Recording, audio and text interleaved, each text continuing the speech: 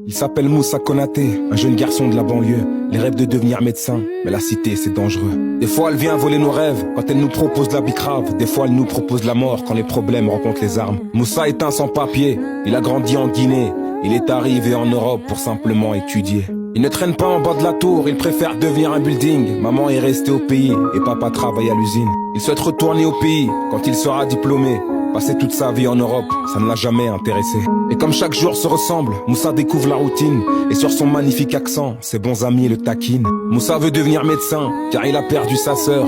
Une maladie l'a emporté, laissant sa famille en pleurs. Depuis ce jour, il veut se battre face à toutes sortes de maladies. Même s'il a connu la mort, maintenant il veut sauver des vies. Apprécié des professeurs, apprécié par ses camarades. Moussa est le chouchou de la classe, on l'appelle jeune petit nomade. Car il habite le cœur des siens, il se déplace de cœur en cœur. Et il a toujours une pensée pour sa belle défunte de sœur. On est le 17 décembre, il est 18h54. Moussa vient de finir les cours et se dirige vers son appart. Il avait prévenu son père qu'il rentrerait un peu plus tard. Et puis vous savez, en hiver, à 18h il fait tout noir. Il venait de rater son bus, alors il décide de marcher. Entre l'école et la cité, c'est un bon 30 minutes à pied. Et il lui restait 20 minutes avant d'arriver chez lui. Il voulait se reposer, il a étudié toute la nuit. Et malheureusement pour lui, il fut interpellé par la police. Contrôle routinier. Monsieur, montrez-nous vos papiers, c'est un contrôle de routine.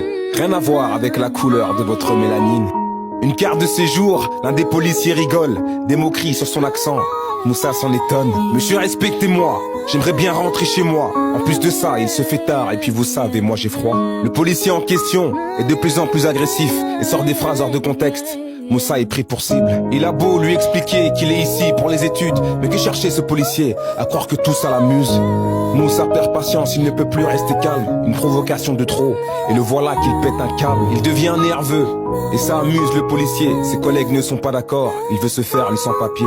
Laisse-le, viens on y va, lui répète encore ses collègues. Les gars, ne vous en mêlez pas, je n'ai pas besoin de votre aide. Il colle sa tête à celle de Moussa, cette fois c'est le geste de trop. Moussa repousse le policier, le voilà qu'il tombe sur le dos. Il se relève, lui en colline, Moussa reçoit un tas de coups. Dans l'entretien des hommes violents, la mort est bien au rendez-vous. Moussa est menotté, et le voilà plaqué au sol. Ses collègues tentent de l'arrêter, mais de toute façon lui s'en cogne. Il n'arrive plus à respirer, il a un genou sur la gorge. Cela nous rappelle étrangement l'histoire de Floyd de George. Il rêvait de sauver des vies et va devoir sauver la sienne. Mais Moussa est impuissant, le voilà tué par la haine. La haine d'un policier envers un sans-papier venu chercher un bon diplôme, des fois l'humain et sans pitié. Moussa a quitté son pays mais ne reviendra plus jamais.